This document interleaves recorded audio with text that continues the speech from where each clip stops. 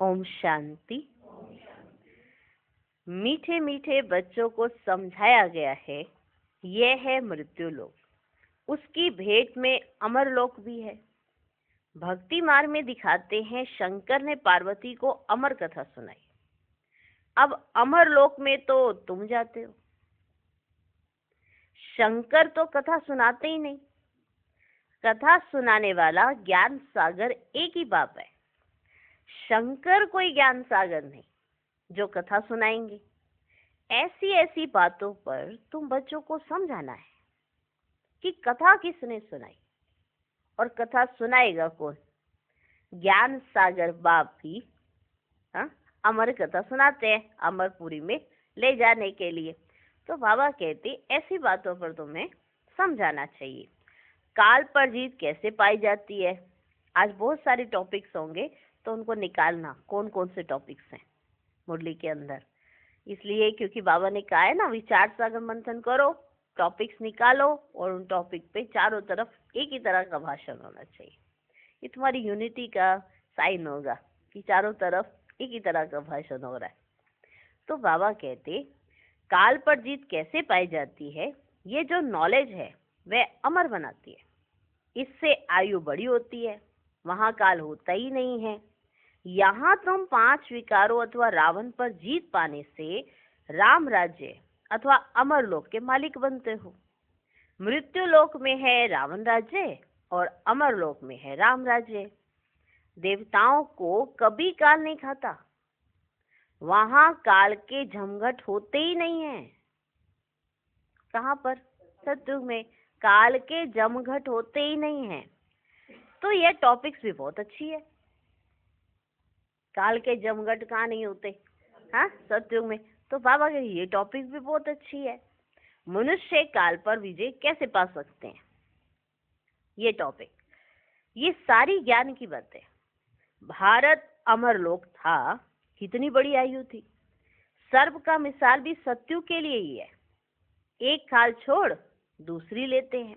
इसको कहा जाता है बेहद का वैराग्य। एक खाल छोड़ दी, वैराग्य आया, दूसरी ले ली। ये सतयुग के लिए मिसाल। जानते सारी दुनिया का विनाश होने वाला है। ये पुराना शरीर भी छोड़ना है। ये 84 जन्मों की पुरानी खाल है। अमर लोक में ऐसे नहीं होता। वहां फिर समझते हैं, ऐसा नहीं कि वहां पे समझेंगे कि हाँ भाई ये तो पुरानी खाल है, छोड़ दो। नहीं, वहां ये समझते हैं कि अब शरीर बड़ा जड़जड़ीभूत हो गया है, इसे छोड़ नया शरीर लेंगे।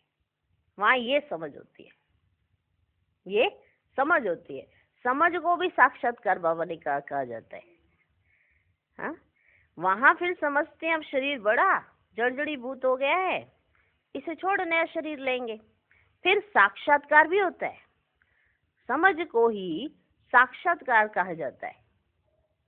समझ को ही साक्षात्कार कहा जाता है। हमारी अब नई खाल तैयार हुई है, पुरानी को अब छोड़ना है। वहां भी ऐसे ही होता है। उनको कहा जाता है अमर लोक, जहां काल आता ही नहीं है। आप इस समय पर शरीर छोड़ देते हैं। कछुए का मिसाल भी यहाँ का है। काम करके फिर अंतर्मुखी हो जाता है। कौन? कछुआ। कार्य किया, आज मिसाल भी बहुत सारे रहेंगे।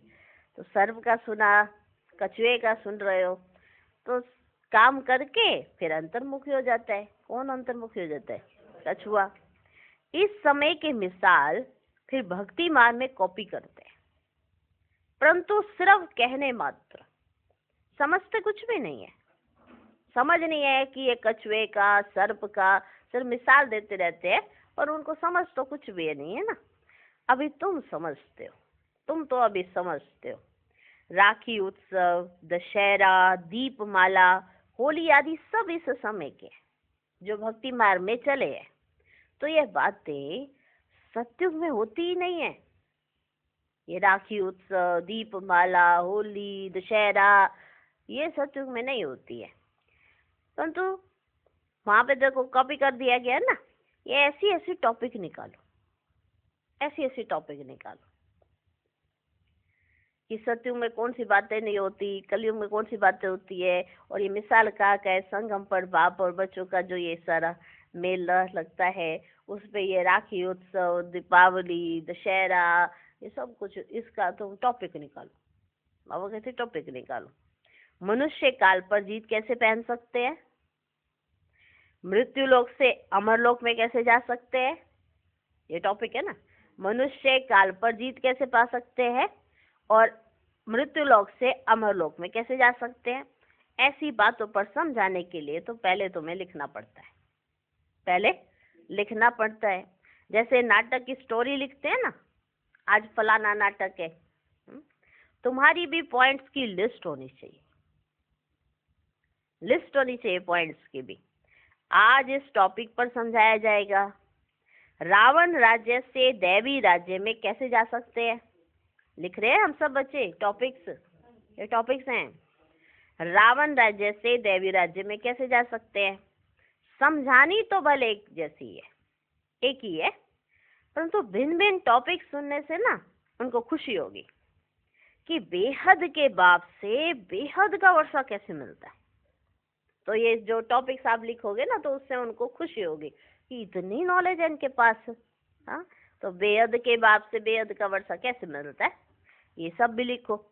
जैसे सन्यासियों का अखबार में पढ़ता है ना, आज 125वां यज्ञ रचा है, हाँ पढ़ता है ना अखबार में ऐसे, उसमें ये सुनाएंगे, माना 125वां यज्ञ रचा गया है, तो उसमें सिर्फ आहुतियाँ नहीं और भी बहुत सारी चीजें चलती हैं, तो उसमें ये सुनाएंगे। तो सब टॉपिक्स वो लिख कर रखते हैं।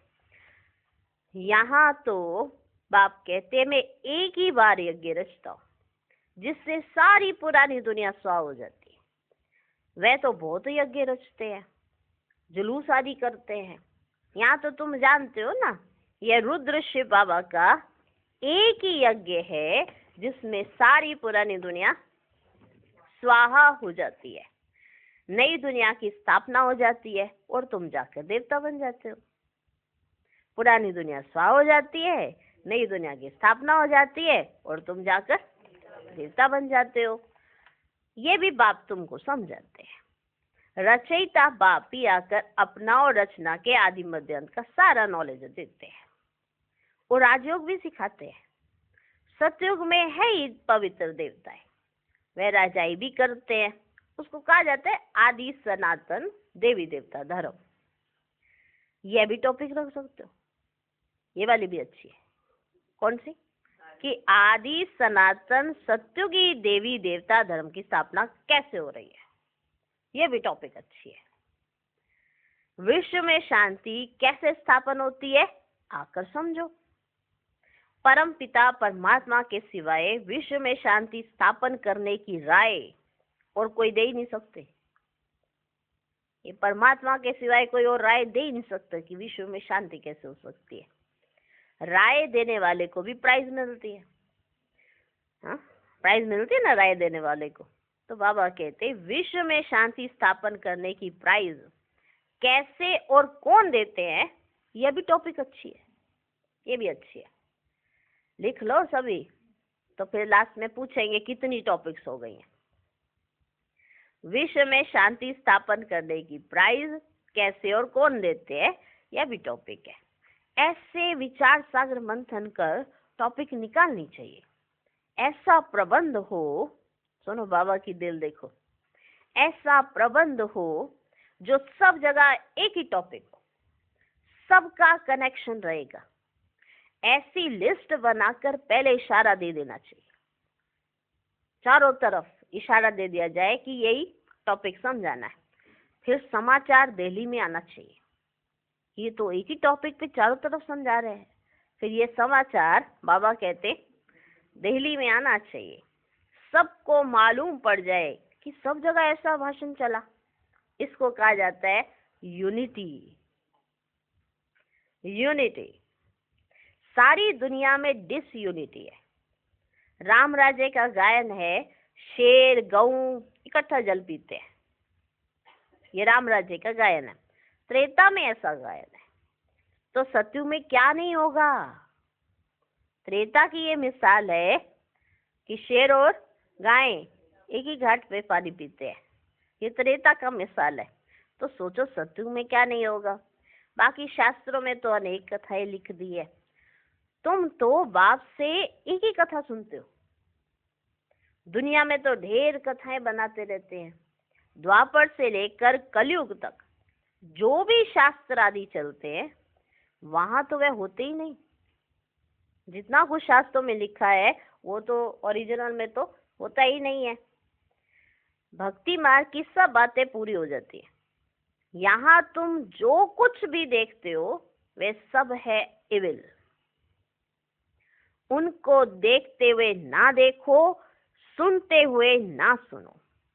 अब जो बाप समझाते हैं वही बुद्धि में रखो, क्योंकि बाबा तुमको सत्य समझाते हैं, सत्य बताते। जो हुआ वही समझा रहे। आदि मध्य अंत का राज बता रहे हैं, क्या हुआ, कैसे हुआ, कैसे रावण राज्य आया, कैसे राम राज्य बनेगा, सब ट्रुथ। बाकी सब ने तो कथा कहानियां बना दी है, ऐसा हुआ, पूछो क्या हुआ। तो हर एक ने अपना अपना किस्सा डाल दिया उसके अंदर, और ओरिजिनल में कुछ नहीं है। तो बाबा कहते हो तुम नहीं सुनो, नहीं देखो, क्योंकि बुद्धि फिर भ्रमित हो जाती है ना। जो बाप तुमको समझाते हैं ना वही बुद्धि में रखो। हम संगम योगी ब्राह्मण कितने ऊंचे हैं, देवताओं से भी ऊंचे हैं।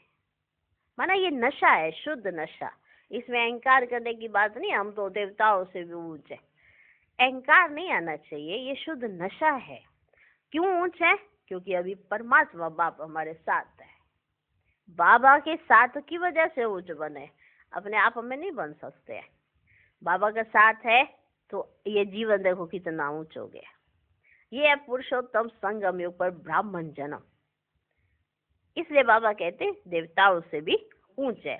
इस समय हम ईश्वरीय औलाद हैं। हमारे ऊंच होने का अर्थ क्या है? क्योंकि इस समय हम ईश्वरीय औलाद हैं, धीरे धीरे वृद्धि को पाते रहते हैं। इतनी सहज बात भी किसकी बुद्धि में नहीं आती है? हम ईश्वरीय संतान हैं तो जरूर स्वर्ग के मालिक होने चाहिए, क्योंकि वे बाप स्वर्ग की स्थापना करते हैं। बाबा स्वर्ग की स्थापना करते हैं। अब हमारा बाबा स्वर्ग की स्थापना करे और आप स्वर्ग में ही ना हो, ऐसा हो सकता है क्या? घर बनाया बाप ने तो किसके लिए बनाया? बच्चों के लिए। तो बच्चे तो जाएंगे ना घर में, तो स्वर्ग में जाना है ना। बाप स्वर्ग की स्थापना करते हैं, पर आपको जाने के लिए थोड़ी मेहनत तो करनी पड़े। पहले तो ये साबित करें हम बाप के बच्चे भी है, बन रहे कि नहीं। ये बाबा कहते हैं लायक बच्चे भी होने चाहिए। हाँ, नालायकों को नहीं भेजूंगा मैं, ऐसे स्वर्ग खराब हो जाएगा। अभी देखो कितना नालायकी हो गई है, चारों तरफ नालायकी चल रही है। तो अभी तुम नालायक से लायक बनते हो। तो बाप अगर स्वर्ग की स्थापना करेंगे तो किनको भेजेंगे? लायक बच्चों को ना। तो बाबा भेजेंगे कि नहीं भेजेंगे? भेजेंगे ना। चलना चाहते हो तो बाबा कहते फिर लायक बनो और अपने को समझो ईश्वरीय संतान है। ईश्वरीय संतान समझेंगे तो ऐसा वैसा कोई कार्य नहीं करेंगे जिससे बाप का नाम बदनाम हो। तो हम ईश्वरीय संतान है तो जरूर स्वर्ग के मालिक होने चाहिए, क्योंकि वे बाप स्वर्ग की स्थापना करते हैं। करोड़ों वर्ष कह देने कारण कोई बात याद ही नहीं रहती, बाप आकर याद दिलाते। ये तो 5000 वर्ष की बात है, तुमने करोड़ों वर्ष बना दिए। हाँ, कितने वर्ष की बात थी? 5000 वर्ष। और तुमने बना कितने दिए? करोड़ों। बुद्धि खराब हो गई। करोड़ों वर्ष सोच गई, बुद्धि खराब हो गई। तो बाबा कहते ये तो 5000 वर्ष की बात है, तुम देवी देवता थे, अब फिर तुमको वही बनाते हैं। सम्मुख सुनने से कितनी खुशी और रिफ्रेशमेंट आ जाती है, सम्मुख सुनने से। बच्चे जो सियाने हैं ना, समझो हैं, उनकी बुद्धि में आता हमको बाप से वर्षा तो जरूर लेना है। बाप नई दुनिया रचते हैं तो जरूर हम भी नई दुनिया में होने चाहिए। एक बाप के तो सब बच्चे हैं, सबका धर्म, सबके रहने का स्थान, आना जाना सब भिन्न भिन्न प्रकार का है। सबका धर्म अलग है, रहने का स्थान अलग अलग है, आना जाना अलग अलग है, सब अलग अलग है ना। कैसे जाकर मूल वतन में निवास करते हैं? यह भी बुद्धि में है। मूल वतन में सिजरा है, सूक्ष्म वतन में सिजरा नहीं दिखा सकते। मूल वतन में सिजरा है, सूक्ष्म वतन में नहीं दिखा सकते। वहां जो कुछ दिखाते हैं वह सब है साक्षात्कार की बातें। कहाँ पर? सूक्ष्म वतन में। तो यह सब ड्रामा में नूंद है।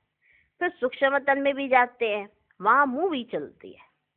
बीच में मूवी का भी ड्रामा बनाया था ना, अभी तो टॉकी का ही बनता है ना, तो बीच में ऐसा हुआ था मूवी का भी ड्रामा बनाया था, फिर टॉकी बना है। साइलेंस का तो ड्रामा बन ना सके। हाँ, साइलेंस का बनेगा क्या ड्रामा? देखो ये भी बहुत हुई बात है। साइलेंस का नहीं, एकदम आराम से टिक कर सारे बैठे हैं, तो उसका थोड़ा ड्रामा बनेगा। तो परम धाम पे कोई ड्रामा नहीं प्ले करते हो आप, हाँ, कि वहाँ सारे ऐसे टिक कर बैठे हैं। तो इसलिए इस दुनिया में भी साइलेंस का कोई ड्रामा नहीं बनता, भले मूवी का बनाया था। फिर उसके बाद तो फिर टॉकी। बच्चे जानते हैं हम साइलेंस में कैसे रहते हैं। जैसे वहाँ आत्माओं का सिजरा है ना, वैसे यहाँ किनों का है? मनुष्यों का है। तो ऐसी ऐसी बातें बुद्धि में रख, तुम भाषण कर सकते हो। फिर भी पढ़ाई में टाइम लगता है, करके ये भी समझ जाए, परंतु याद की यात्रा कहाँ? चलो ये भी समझे कि मूल वतन में ऐसा है, सूक्ष्म वतन में ऐसा है, स्थूल वतन पर चाहिए तो क्या? याद की यात्रा। कहाँ? जिससे धारणा और खुशी हो। अगर याद की यात्रा है तो धारणा भी होगी और खुशी भी होगी। अभी तुम यथार्थ रीति योग सीख रहे हो, बच्चों को समझाए, सबको भाई भाई देखो, सबको भाई भाई देखो। आत्मा का तख्त तो यह है, इसलिए भागीरथ बाबा का सिंहासन भी मशहूर है। आत्मा का तख्त है ये, ठीक है।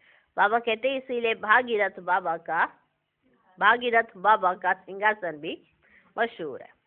जब किसी को समझाते हो ना, तो भी ऐसे ही समझो, हम भाइयों को समझाते हैं, यही दृष्टि रहे।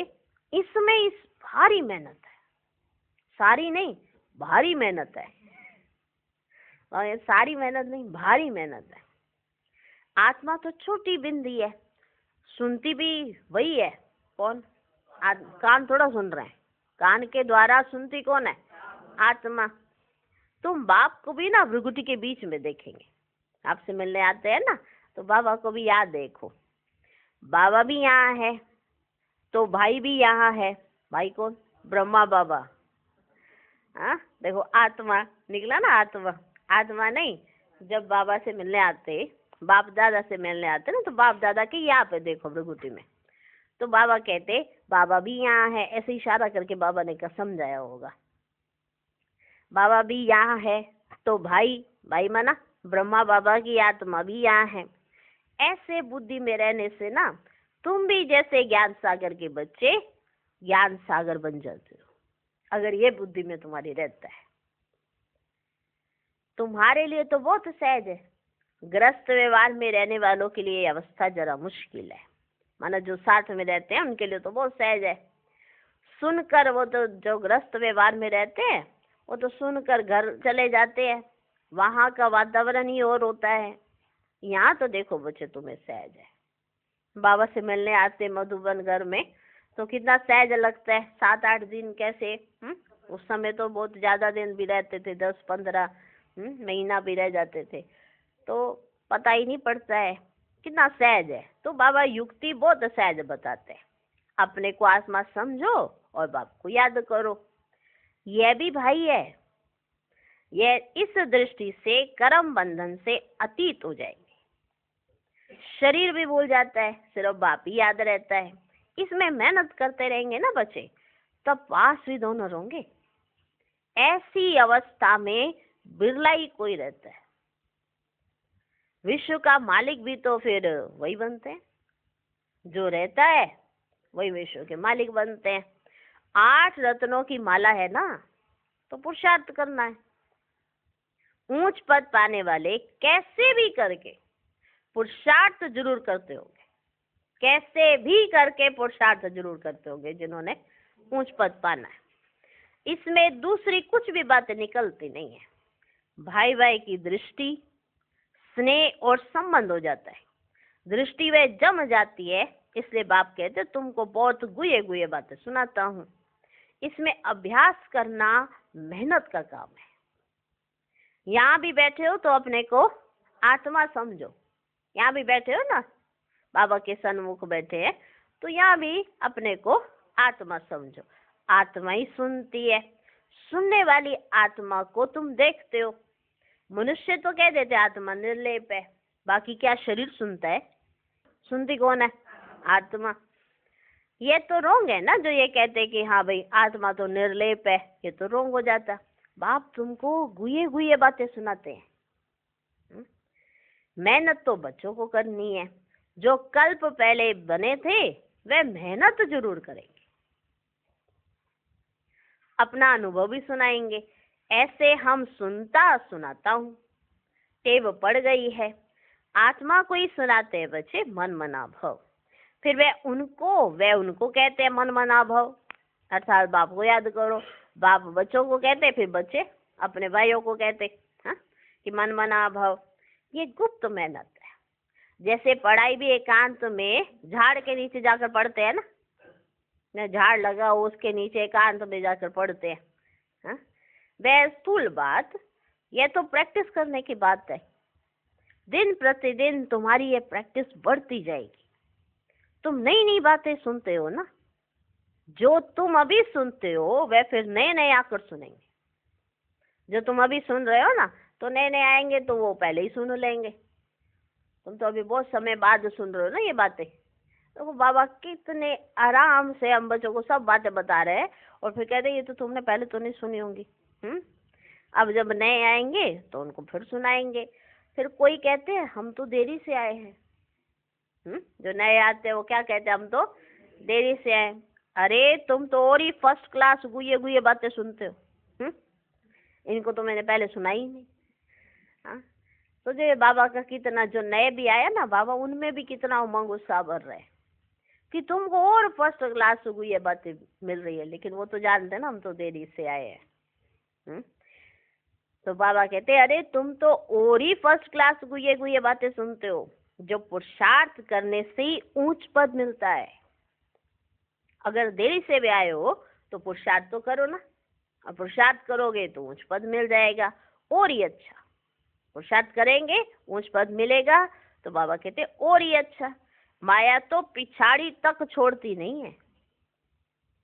माया नहीं छोड़ेगी पिछाड़ी तक। माया की लड़ाई चलती रहेगी जब तक तुम जीत पहनो। फिर अनायास ही तुम चले जाएंगे। लड़ाई चलती रहेगी और तुम जीत पहन जाएंगे, और अनायास ही तुम चले जाएंगे। जो जितना याद करेंगे, समझेंगे हम जाते हैं बाबा के पास, शरीर छोड़ देते हैं। बाबा ने देखा है ऐसे ब्रह्म में लीन होने का लक्ष्य रखने वाले जब शरीर छोड़ते हैं, माना सन्यासी जब वो रखते हैं ना ब्रह्म में लीन होने का, तो जब वो शरीर छोड़ते हैं तो सन्नाटा हो जाता है। बाकी मोक्ष तो कोई पाता नहीं है, न वापिस ही जाते हैं। नाटक में तो सब एक्टर्स चाहिए ना, अंत में सब आ जाते हैं। जब एक भी नहीं रहेगा ना तब वापिस जाएंगे। जो भी मनुष्य मात्र है सब चले जाएंगे, बाकी थोड़े बचेंगे। बाकी सब चले जाएंगे, बाकी थोड़े बचेंगे। वह कहेंगे सबको सी ऑफ किया। हाँ, जो थोड़े बचेंगे वो कहेंगे हमने सबको सी ऑफ किया। इस समय सत्युग की स्थापना हो रही है। कितने करोड़ों मनुष्य, सबको हम सी ऑफ कर फिर अपनी राजधानी में चले जाएंगे। वो लोग तो करके 40-50 कोई सी ऑफ करते होंगे, ज्यादा से ज्यादा की तरह 40-50 को कोई सी ऑफ करता होगा। तुम कितनों को सी ऑफ करते हो? हा? सभी आत्माएं मच्छरों सदृश चली जाएंगी शांति धाम, तुम्हारे साथ ले जाने और सबको भेजने के लिए। तुम्हारे साथ ले जाने के लिए और सबको भेजने के लिए। तुम्हारी बातें ही वंडरफुल है। कोई सुनता है तो वंडरफुल उसे लगता है कैसी सी बातें करते हैं। हाँ, तो तुम्हारी बातें ही वंडरफुल है। इतने करोड़ों मनुष्य जाएंगे, उनको सी ऑफ करेंगे। सब वापस मूल वतन में चले जाएंगे। ये भी तुम्हारी बुद्धि काम करती है। धीरे धीरे सिजरा बड़ा हो जाएगा, फिर रुंडमाला रुद्रमाला बन जाएगी। ये बात तुम्हारी बुद्धि में है कि रुद्रमाला रुंडमाला कैसे बनती है। तुम्हारे में भी जो विशाल बुद्धि है ना, वही इस बात को समझ सकते हैं। रुंडमाला रुद्रमाला रुद्रमाला रुंडमाला कैसे बनती है, तो तुम्हारे में भी जो विशाल बुद्धि है वो इस बात को समझ सकते हैं। अनेक प्रकार से बाप समझाते रहते याद करने के लिए। हम रुद्रमाला में जाकर रुंडमाला में आएंगे, फिर नंबरवार आते रहेंगे। कितनी बड़ी रुद्रमाला बनती है, इस ज्ञान को कोई भी नहीं जानते। शुरू से लेकर इस ज्ञान को कोई जानते ही नहीं है। तुम संगम योगी ब्राह्मण ही जानते हो। इस संगम युग को याद करो तो सारी नॉलेज बुद्धि में आ जाएगी। याद रखो संगम युग को। जब संगम युग को याद रखोगे तो सारी नॉलेज बुद्धि में आ जाएगी। तुम हो लाइट हाउस। क्या हो? Light house. सबको ठिकाने पर लगाने वाले। लाइट हाउस हो, सबको ठिकाने पर लगाने वाले। तुम कैसे अच्छे लाइट हाउस बनते हो। ऐसी कोई बात नहीं जो तुमसे लागू ना होती हो। ऐसी कोई बात ही नहीं रही है जो तुमसे लागू ना होती, माना तुमसे ना मेल खाती हो। तुम सर्जन भी हो, सराफ भी हो, धोबी भी हो, सभी खूबियां तुम्हारे में आ जाती है। सब तरह के सब कुछ हो तुम। धोबी भी हो, सौदागर भी हो, सब कुछ ही हो तुम। महिमा तुम्हारी भी हो जाती है, परंतु नंबरवार पुरुषार्थ अनुसार। सोचे सारे बच्चे सारे ही है, नहीं। जैसे साथ में बाबा याद करा देते हैं, हो तुम पर नंबरवार पुरुषार्थ अनुसार। जैसे जैसे कर्तव्य करते हो ऐसा ऐसा गायन होता है। बाप तो डायरेक्शन देते हैं ना, उस पर विचार करना, सेमिनार करना तुम बच्चों का काम है। बाबा कोई मना नहीं करते हैं। अच्छा, बहुत सुनाने से क्या फायदा। हाँ देख बाबा इतना सुनाया, बाबा ने कहा अच्छा बहुत सुनाने से क्या फायदा। तो बाप कहते हैं मन मना भाव। हाँ, बाबा तुम्हें कितना तरावटी माल खिलाते हैं। हाँ? कितना तरावटी माल खिलाते हैं। अच्छा, मीठे मीठे सिकी लधे बच्चों प्रति माता पिता बाप दादा का याद प्यार और गुड मॉर्निंग। रूहानी बाप की रूहानी बच्चों को नमस्ते। हम रूहानी बच्चों की भी रूहानी बाप को नमस्ते नमस्ते नमस्ते। Good morning good morning good morning.